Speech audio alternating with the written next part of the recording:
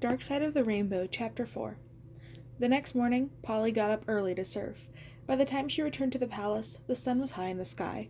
She let her mind wander back to the night she went surfing with Bright. The moon, the warm breeze, his abs. She blinked out of it when she reached the shore where Dorothy had arranged herself on a picnic blanket under her parasol. Toto frolicked through the palace gardens while Dorothy clapped her hands in amusement. The whole scene was as charming as something in a painting. "Polly," Dorothy called, catching sight of her. "I'm trying to teach Toto to fetch, but he won't listen to a thing I say." Polly smiled. Dorothy's mood of the previous day was clearly forgotten.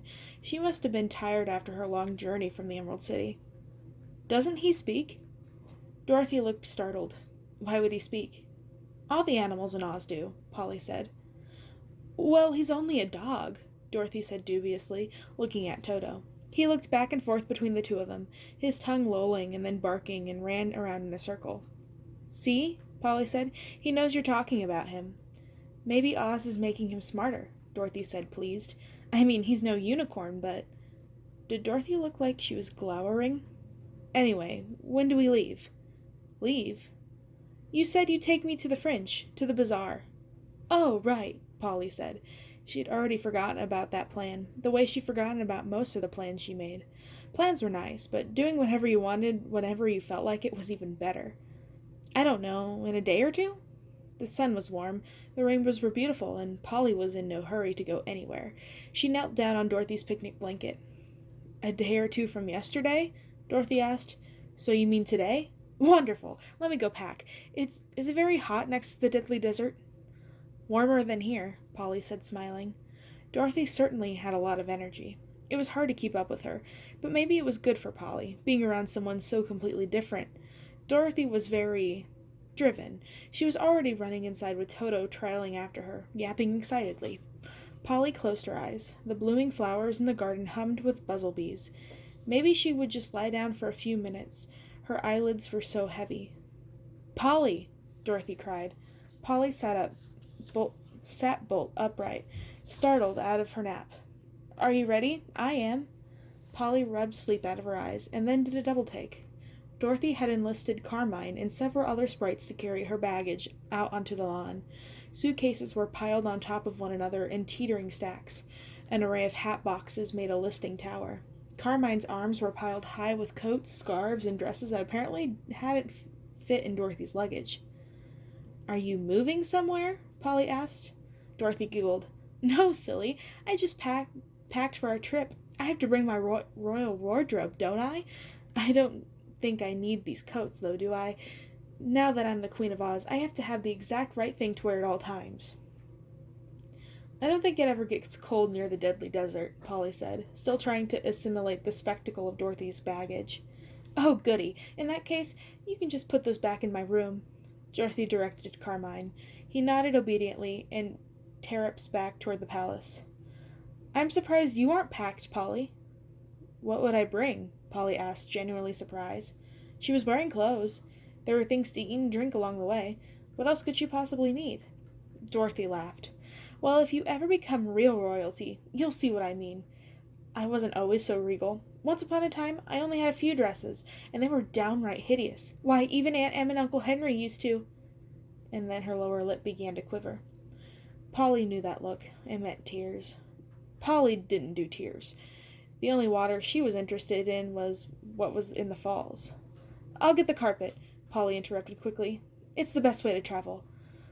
Dorothy brightened, her tears forgotten. "I wish I had a flying carpet of my own. Don't you think a queen should have her own flying carpet? In the other place we have airplanes, but I never got to—" "Here it is now," Polly said, before Dorothy upset herself again. The poor girl was so traumatized by her recent loss she obviously couldn't help revisiting it again and again. Polly had sort of planned on seeing the bazaars by herself. She was a fan of solo travel, nobody's agenda but her own. But Dorothy was sweet, sort of, and so was her little dog, and she definitely needed cheering up. Distracting people was Polly's specialty. Besides, it wasn't like the fringe was going anywhere. If Polly liked it, she could always go back. Carmine helped load Dorothy's remaining suitcases on the carpet, and together with Toto and Heathcliff, the girls took off. The carpet made a noise of disgust at the combined weight of people, pets, and luggage, but Polly quietly told it to contain its attitude. Dorothy was a guest. If she wanted to bring along the entire Emerald City, it was up to her. Privately, Polly wondered what anyone could possibly do with that much stuff, but it was none of her business when you get right down to it. Dorothy turned out to be an ideal tourist. Flying was the best way to see Oz, of course, from the green and gold patchwork farmlands of Munchkin Country to the deep emerald of the Forest of the Beasts. Polly pointed out the queendom of the winged monkeys as they floated past, and Dorothy gave a little shiver. "I didn't have the best time with them at first," she said. "They turned out to be helpful in the end, but poor Scare, I don't think you'll ever forget about that ordeal." Polly nodded politely, not entirely sure what Dorothy was talking about, and, truth be told, too lazy to ask. Dorothy chattered on as they flew, telling Polly about her extensive adventures in Oz. "Oh, look!" she exclaimed. "There's the poppy field. Why, the line was so passed out when we had to enlist the whole army of field mice. It was ridiculous!"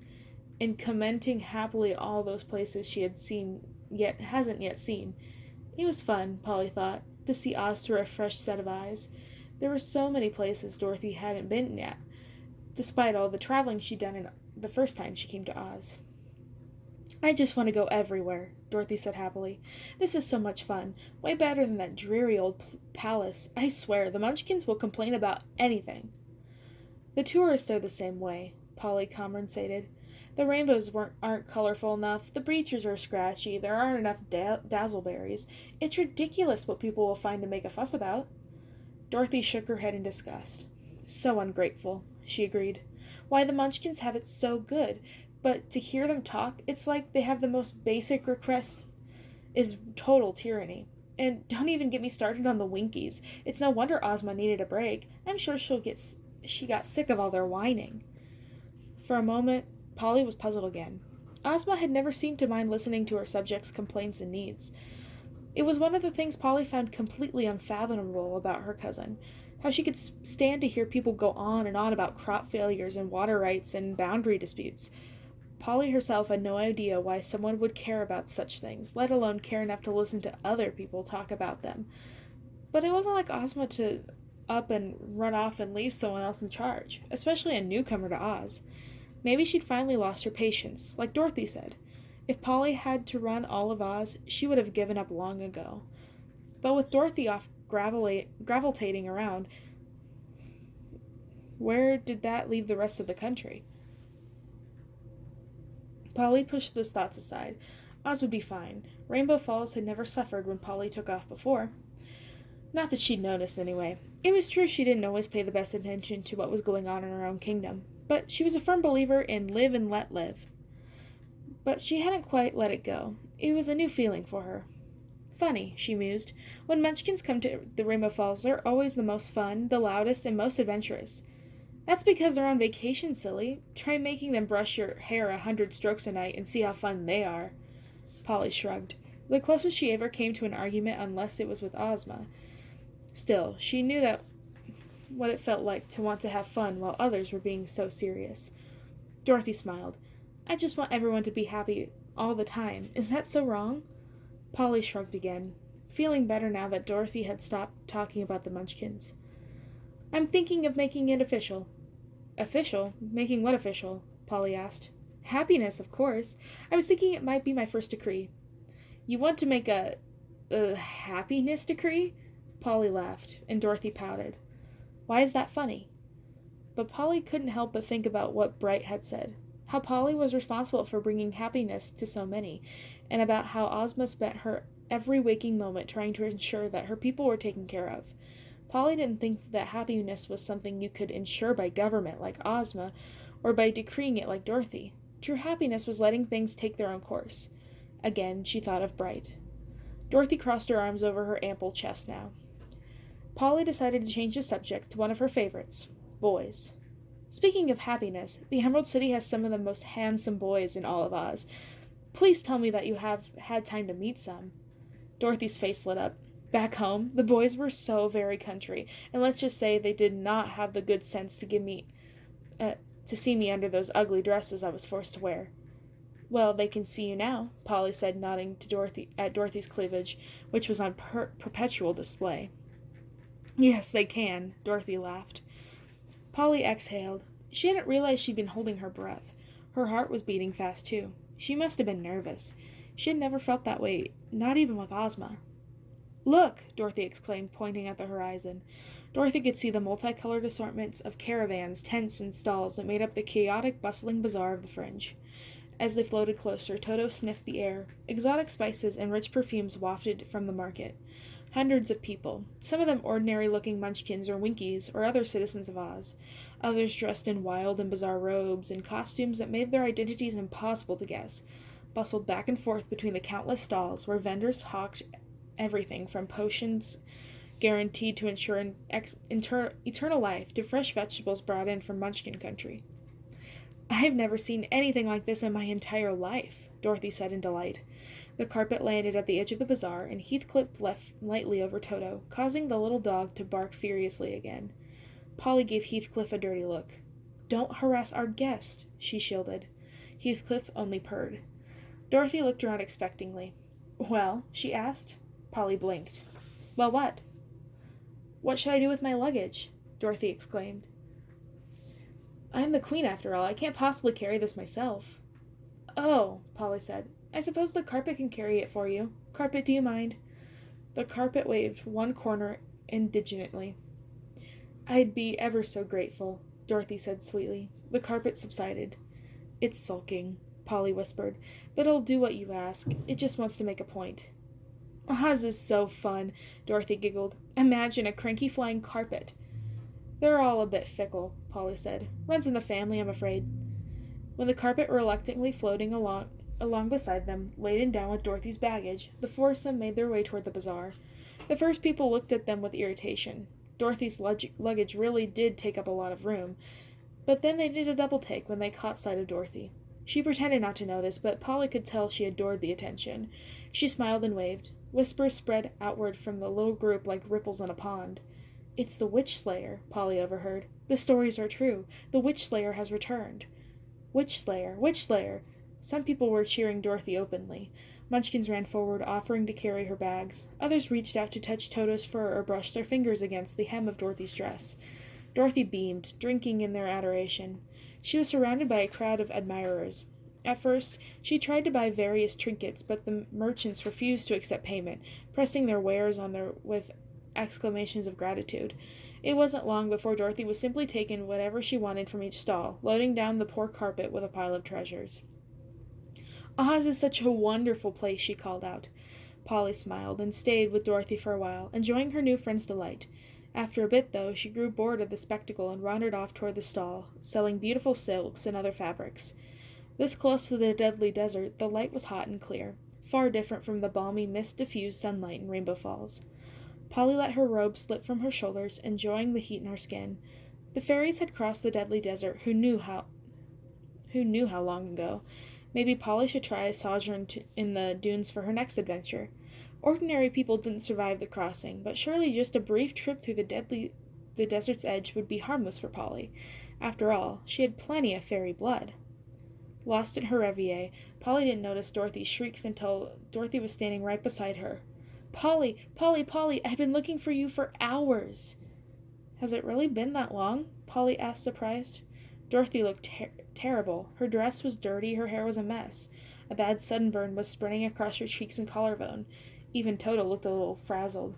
Yes, it's been ages, Dorothy said crossly. I did all my shopping. My feet are killing me. I've wandered all over this market 1,000 times, and I'm ready to go somewhere cool and change out of this dress. It was all wrong for the weather. I don't know why you didn't warn me. But the market is huge, Polly said, puzzled. You couldn't begin to see the whole thing in one day. Polly, Dorothy said, her lower lip quivering. Can't you see I'm just miserable? How can you think about yourself at a time like this? I'm sorry, Polly said, genuinely alarmed to see Dorothy so upset. I'm a fairy, you know. We're not always the most sensitive creatures. Let's find you somewhere to rest. Dorothy looked around, her tears forgotten. Isn't there a palace or something? A hotel, at least. I could go for a nice Munchkin dinner buffet. Polly shook her head. The carpet makes a very good tent if you ask it politely, she explained. But this isn't like Rainbow Falls. People don't come here on vacation. They come here to... A tent? outdoors. Dorothy's eyes were huge and swimming with tears. But how will I rest? Oh dear, Polly thought to herself. This would never do. Some of Dorothy's quirks were starting to get a little exasperating. Maybe this was how people from the other place behaved. But it was true, she reminded herself, what she told Dorothy about being a fairy. She wasn't always tuned in into others' needs. We could go back to the Rainbow Citadel, I suppose, Polly offered. I can ask the carpet to hurry, although it would be an awful shame to cut our trip short like, "Thank you, Polly, that will do very nicely," Dorothy said.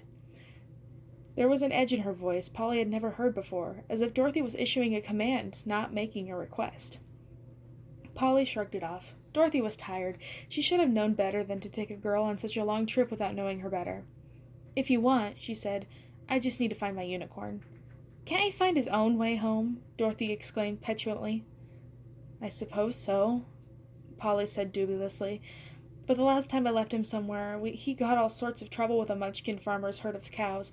Polly, I really wish you wouldn't go on so," Dorothy said, smoothing her hair and frowning. "It's not very considerate." "Sorry," Polly said. "Unicorn," she called. "Unicorn, come here, Unicorn." For a moment she rolled her eyes. "Heathcliff!" she screamed. Dorothy clapped her hands over her ears with an exasperated wince. But Heathcliff came bounding out from behind a nearby stall licking his chops. He smelled suspiciously of barbecue sauce. "I hope you paid for whatever you ate," Polly said sternly. "And look at you, you've lost your horn. Now I'm going to have to make you another one." Heathcliff looked up at her adoringly and purred. "He sounds like a tractor," Dorothy muttered, "and he smells." Toto barked as if in agreement. "He does his best," Polly said mildly. "He can't help his unicorn nature." Dorothy only snorted. Polly summoned the carpet, which was sunning itself in a nearby square. It was even more laden down than it had been previously, thanks to the many gifts Dorothy had helped herself to, but Polly herself hadn't done any shopping, so she told herself it all evened out. "Poor carpet," she said sympathetically. When Dorothy wasn't looking, the girls climbed aboard. Dorothy clutched Toto tightly, as if the little dog might leap out of her arms. Heathcliff turned around in several circles, licked his rear with gusto, and then curled up with his tail against his nose. Within minutes he was snoring loudly. Dorothy sighed pointedly, but didn't say anything. "If you don't mind, carpet, we'd like to get back quickly," Polly told the carpet. It gave off a distinct air of motoderum as it rose to the air and carried them back toward Rainbow Falls at a brisk clip. Dorothy's head was lolling at one side. Every few seconds she would start awake with a jerk, but soon she tilted over completely and was fast asleep against Heathcliff's shoulder. Toto gave Polly a baleful look and settled down on his haunches next to his mistress, looking alert and watchful. Polly ignored the dog, watching the countryside flash by below and lamenting the missed opportunities of their brief trip. She'd wanted to badly see the sun rise over the desert, to feel the night chill lift and turn into the oven-like heat of late morning, to find a desert-loving boy or three to teach her all the constellations and bring her mold-dust wine. A huge snore ripped through the cool evening air. Polly glanced over. Dorothy's mouth was hanging open, and she was snoring more loudly than Heathcliff. Even Toto was asleep now. Polly smiled. Her guest was charming in her own way, but awfully demanding. This was why Polly wasn't cut out to be a ruler. She just didn't like having to constantly take care of other people. Maybe Dorothy would like to spend a few days at Rainbow Falls by herself. Polly could enlist several of the sprites to keep her busy and carry her things about while Polly snuck off for a little side trip somewhere. Maybe climb in one of the moving mountains, or soak in the hot springs, or the far hills of Winky Country. They were approaching Rainbow Falls quickly now. As always, the towering falls and brilliant colors lifted Polly's hearts. Who could possibly be unhappy in a place like Rainbow Falls? As far as Polly was concerned, it was the most sacred place in all of Oz. No matter how far she traveled, it would always be her home, and place where her heart belonged. She was lucky to be a part of it. Dorothy mumbled in her sleep and stirred restlessly as the carpet began its descent. But she didn't wake, even when the carpet landed a bit gracelessly on the grounds of the Rainbow Citadel. Today it was an especially fine day. The sun refracted through the rainbow mist, sending dazzling multicolored light across the crystal faucets and ornate carving of the citadel. Heathcliff delicately extracted himself from Dorothy's snoring embrace without waking her, and bounded away, chasing rainbow shadows until he disappeared into the swirling mist. Toto growled in his sleep, and one of his paws twitched. Polly considered waking her guest, but they were a bit more appealing asleep at the moment when they were awake. The more that she thought about it, the more irritated she was at having Dorothy dictate when they would return home. Maybe Dorothy would be in a better mood when she woke up. Polly certainly hoped so. She left Dorothy and Toto sleeping on the lawn, surrounded by piles of suitcases. The carpet would be irate at not being allowed to go back in its nest until Dorothy woke up, but it was only a carpet. It would recover. As glad as she was to see Rainbow Falls again, the halls of the Citadel seemed suddenly overly familiar. She wanted adventure, travel, distant lands, and new faces. Polly pushed open the door to her rooms and stopped short.